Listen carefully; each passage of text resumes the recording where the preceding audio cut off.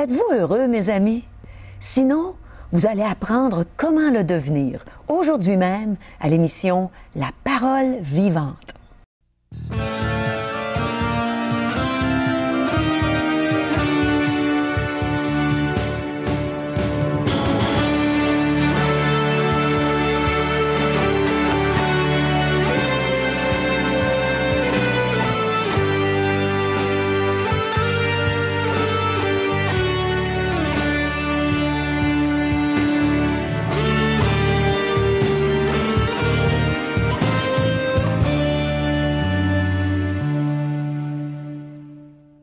Bonjour, chers amis, et bienvenue à l'émission La Parole Vivante.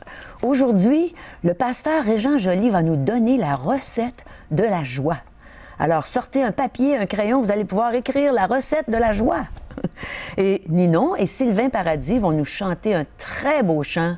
Et aussi, on va entendre un témoignage que vous allez vraiment aimer. Alors, restez avec nous et n'oubliez pas, on veut avoir de vos nouvelles. Alors, appelez-nous à 1-877-l'Espoir, 1-877-537-7647. Ou bien, vous pouvez visiter notre site web espoir.ca. Alors, Régent, bonjour. Comment ça va aujourd'hui? Bonjour, Caro. Tu veux ma recette du bonheur? Tu es toujours dans la joie? Toujours dans la joie et je suis prêt à partager ma recette. Oui, je vais prendre un crayon, je veux écrire ta recette. Il y a beaucoup d'ingrédients. À vrai dire, là, les ingrédients sont à la portée de tous. Ah, ça, c'est bon de savoir. On peut mettre la main dessus, puis imaginer se fabriquer que la recette du bonheur, de la joie, elle est à la portée de tous.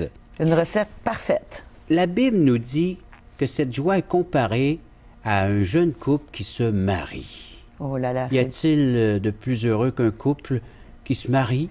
Les yeux des mariés. C'est vrai, hein? Oui. Et de voir leur échange de vœux.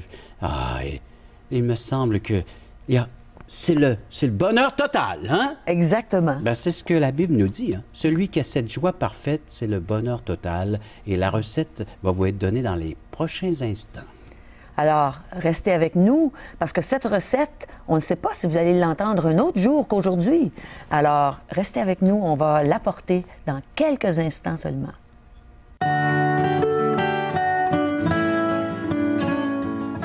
Chers amis téléspectateurs, j'ai maintenant le plaisir de vous présenter un de mes confrères de travail, M. Mario Lessard. Mario, bonjour et bienvenue à l'émission Parole Vivante. Bonjour Régent, ça fait plaisir d'être ici avec toi aujourd'hui. Alors, tu es mon scripteur, c'est toi qui prépares mes textes pour les émissions de radio.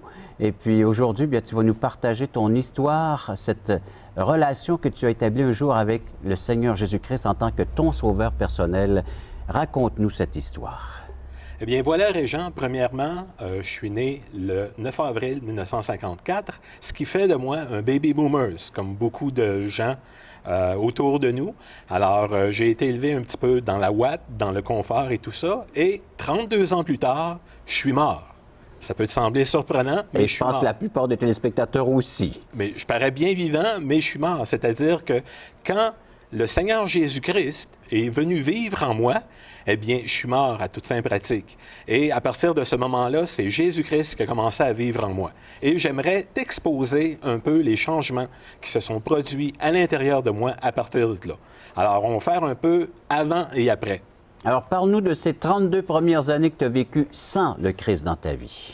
OK. Je n'étais pas particulièrement une mauvaise personne, ni une bonne personne, mais il fallait que je sois le plus aimé, le meilleur, le plus considéré, riche, que tout aille comme je voulais que les choses aillent. Et ça, je pense qu'on est tous un petit peu comme ça. C'est-à-dire que quand on regarde un petit peu la motivation, eh bien, on veut avoir la considération, on veut être populaire et on veut être les meilleurs. Alors, il y a des gens qui sont prêts à être des meurtriers, il y a d'autres personnes qui sont prêtes à être des millionnaires, d'autres personnes qui veulent devenir des médaillés olympiques, mais en fin de compte, la motivation est tout le temps la même. Moi, quel que soit le projet. Mais qu'est-ce qui est arrivé, c'est que quand le Seigneur est venu dans ma vie, eh bien, il a radicalement changé cette chose-là. Un nouveau centre d'attraction. Définitivement. Premièrement, mon identité a changé. Parce que l'identité, c'est quelque chose de très important. Il y a des personnes qui définissent leur identité à partir de leur travail, d'autres leur nationalité. Mais ça, le travail peut changer. La nationalité, on peut immigrer. Mais là, j'ai acquéri une nouvelle identité que rien ne pourra changer, et c'est l'identité d'enfant de Dieu. Même la mort ne pourra pas changer cette identité-là. C'est pour de bon, c'est pour l'éternité. C'est définitif, c'est fait une fois pour toutes. Je suis un enfant de Dieu pour l'éternité. Alors, c'est un gros changement au niveau de l'identité, et ce changement d'identité-là change également ma motivation. C'est-à-dire que ma motivation n'est plus la même. C'était d'être le meilleur auparavant, mais là, je m'aperçois que j'ai un rôle à jouer dans un plan divin, un plan éternel qui dépasse de très loin mon entendement personnel. Donc, il y a des choses que je ne peux pas comprendre, que le Seigneur veut que je fasse. Parfois, il y a des choses agréables, d'autres désagréables, mais c'est pas grave, parce que j'ai acquéri avec les années une confiance telle dans mon Seigneur, dans mon Sauveur, Jésus-Christ, que quoi qu'il m'arrive, eh bien, je veux être sûr, et je peux être sûr que c'est pour mon bien. Tout le potentiel que le Seigneur a investi en moi, eh bien, je peux seulement le réaliser en obéissant au Seigneur, et c'est quelque chose que je suis prêt à faire. Et c'est ta nouvelle motivation. C'est définitivement ma nouvelle motivation, une motivation définitive, et je peux vous dire qu'aucun plaisir n'est égal à la relation que j'ai avec mon Seigneur et Maître Jésus-Christ. Mario, merci beaucoup.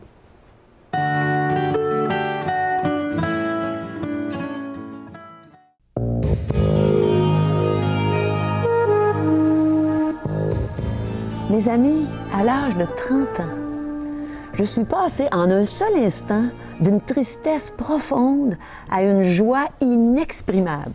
Puis cette joie demeure depuis une trentaine d'années déjà. Puis elle est pour vous aussi. Voulez-vous savoir comment l'obtenir? Eh bien, écoutons ce que Régent va partager avec nous. Cher Caro, cette joie que tu as reçue il y a 30 ans, Ouais. elle est là? Elle demeure même à travers les souffrances, à travers les épreuves. C'est extraordinaire. Elle va durer longtemps?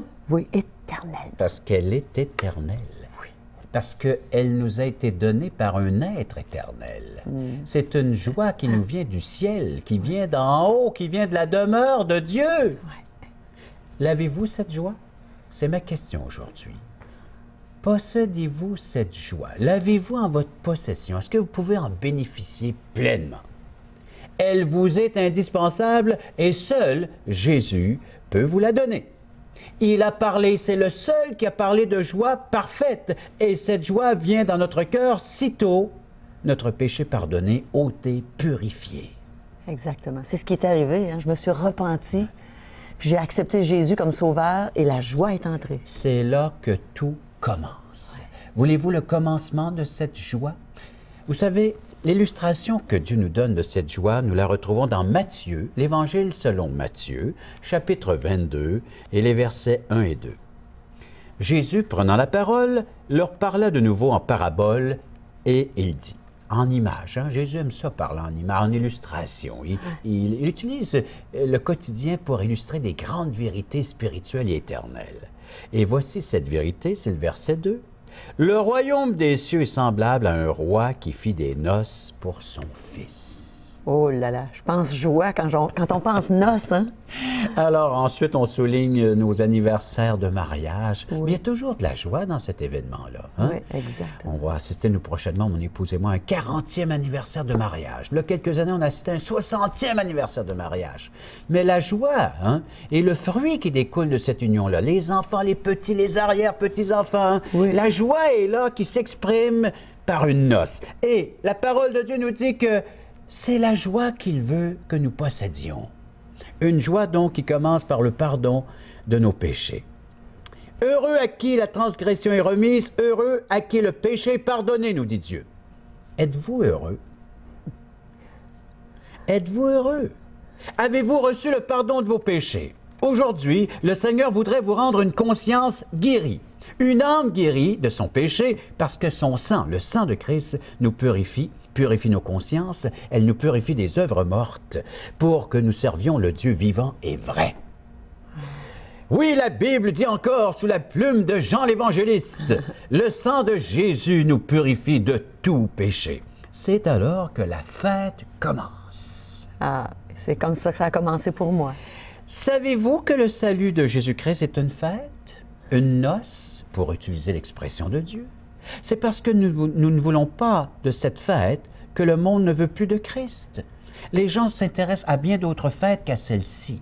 Ils essaient de trouver dans d'autres fêtes, dans d'autres plaisirs, ce que Dieu leur offre. Ouais.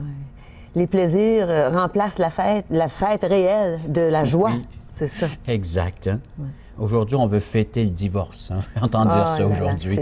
Mais on va aller fêter notre divorce, vous voyez? Alors que la vraie fête, c'est les noces. Ouais. Mais c'est comme ça le monde. C'est juste un petit exemple de dire, on est en train de tout inverser les valeurs morales, spirituelles. Ouais. La Bible a dit dans le prophète Isaïe que le mal, on va l'appeler bien, et le bien, bien, on va le considérer comme mal.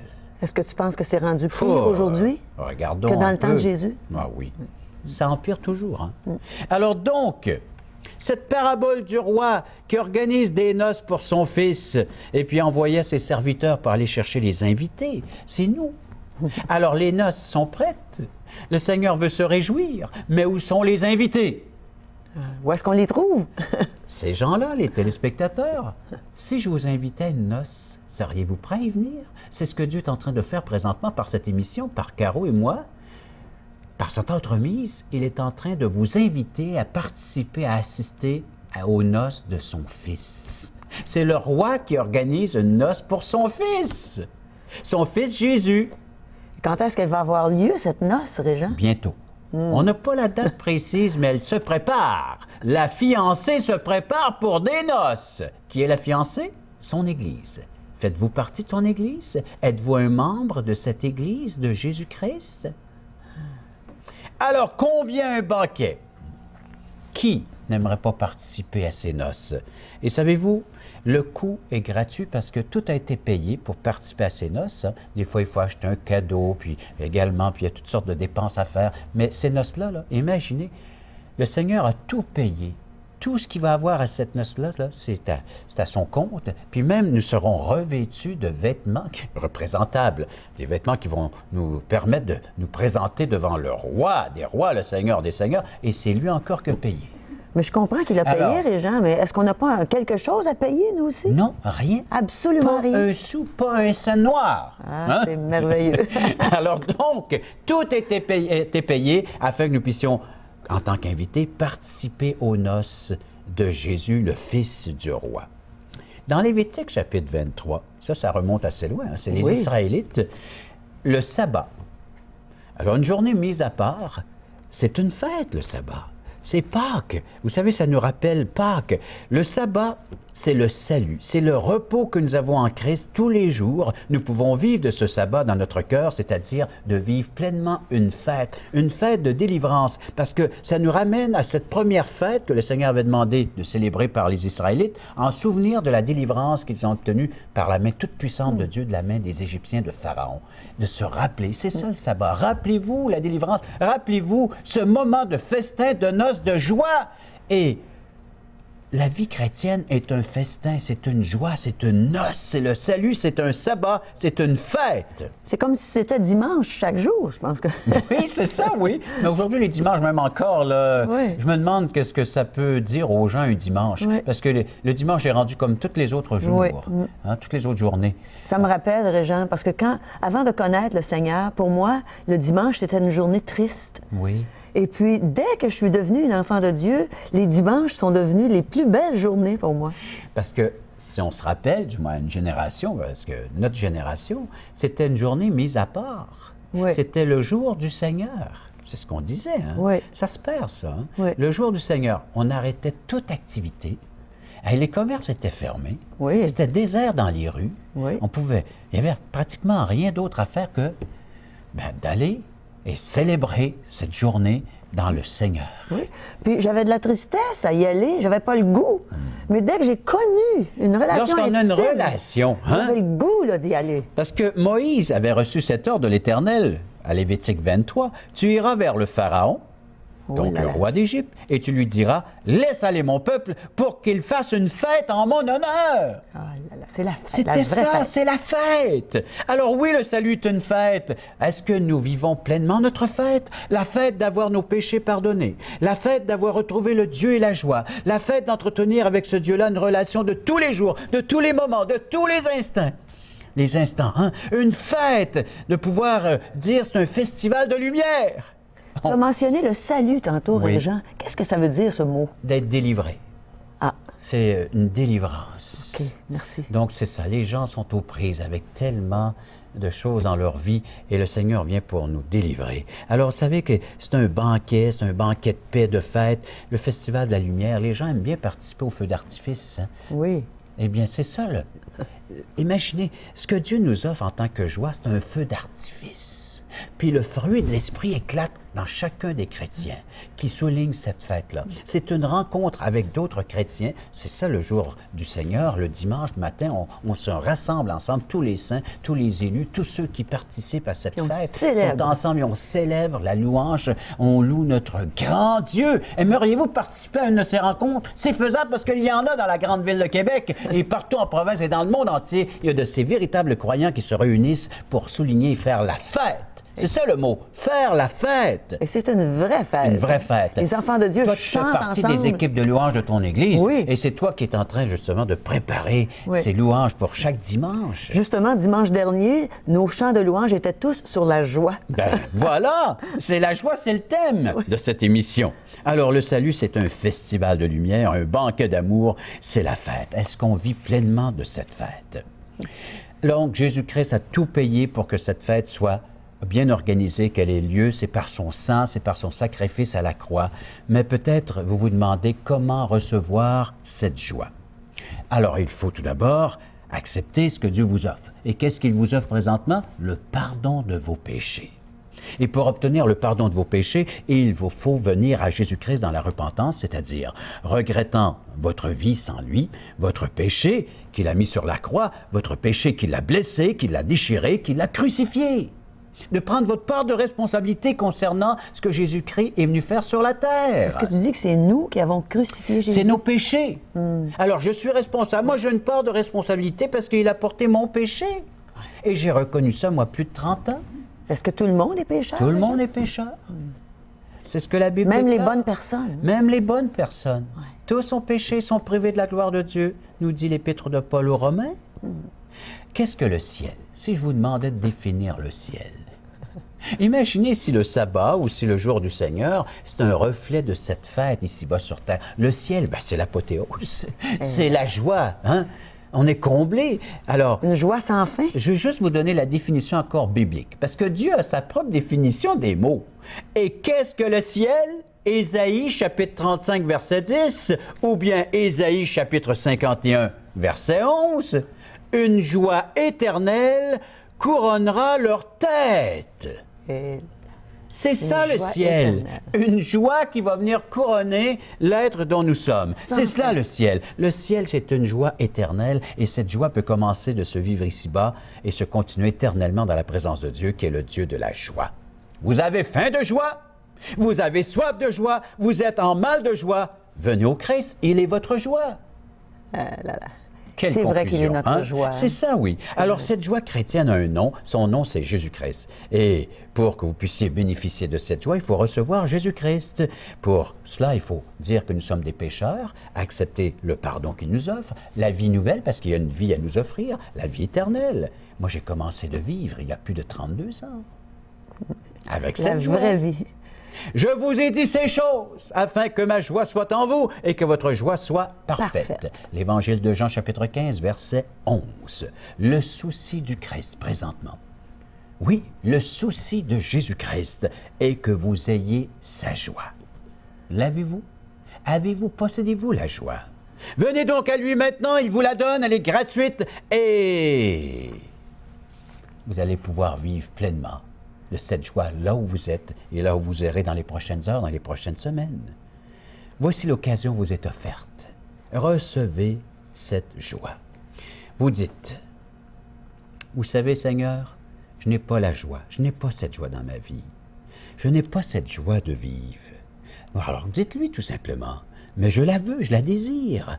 Alors ce soir ou aujourd'hui, pendant que vous faites l'écoute de cette émission, dans votre cœur, vous pouvez dire, Seigneur, je veux cette joie que tu offres présentement par l'entremise de l'émission Parole vivante et ses animateurs. Je veux cette joie. Et il va la donner. Il va la donner, elle est gratuite. Demandez, vous Oui. recevrez. Alors donc, et si peut-être vous avez perdu la joie de votre salut en tant que chrétien, rétablissez votre relation avec Dieu en confessant votre péché et il va vous l'accorder à l'instant même. Mais parfois, il faut demeurer dans le silence pour écouter la voix du Seigneur. Alors, si vous voulez apprendre comment rester en silence, écoutez ce que Sylvain et Ninon Paradis vont partager dans ce chant qui est justement intitulé « Comment rester en silence ». Et je souhaite que cette joie du Seigneur puisse entrer dans chacun de vos cœurs. Vous allez vivre éternellement.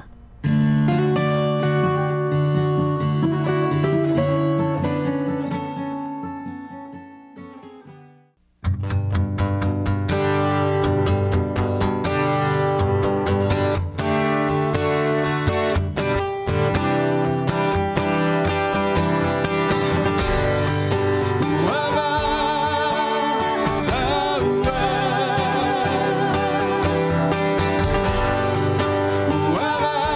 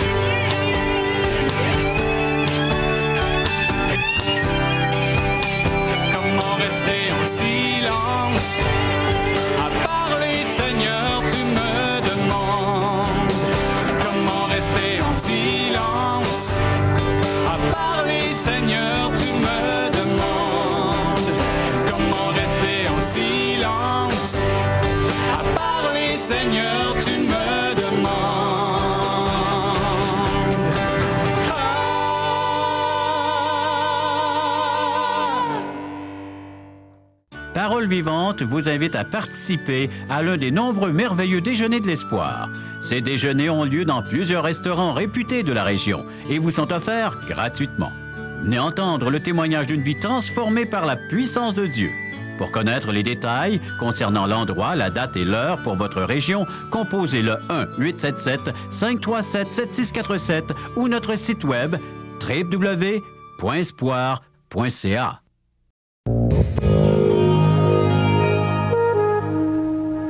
Alors n'hésitez pas, allez dans nos merveilleux déjeuners de l'espoir et vous allez entendre encore une fois la recette de la joie à travers le témoignage d'une personne qui est née de nouveau. Et aujourd'hui aussi, on a plusieurs recettes dans ces livres. On vient d'apprendre que ma relation avec le Seigneur est comparable à une vie de noces, de mariage, Oh là là, des comme mariés. Alors donc, le Seigneur est l'époux, l'Église est l'épouse, Oui. et l'épouse se prépare à ses noces. Ça va avoir lieu bientôt. Et pour s'y préparer, pourquoi ne pas lire les textes du Oui. Seigneur Jésus-Christ? Alors son enseignement, l'Évangile selon Jean, Oui. pour mieux connaître qui est cet époux qui va venir chercher son épouse. Aujourd'hui, l'espoir, c'est Jésus seul, le L'époux. seul époux. Et puis, en contact, établir un contact avec le Seigneur Dieu par les Saintes Écritures, par la Bible. Question fondamentale de J. Blanchard. Un cadeau, c'est gratuit. Et pour nous en faire la demande, les gens n'ont qu'à nous écrire, nous appeler. Oui. Téléphonez à 1-877-l'Espoir, 1-877-537-7647 ou visitez notre site web espoir.ca. Alors, à bientôt. Bye bye.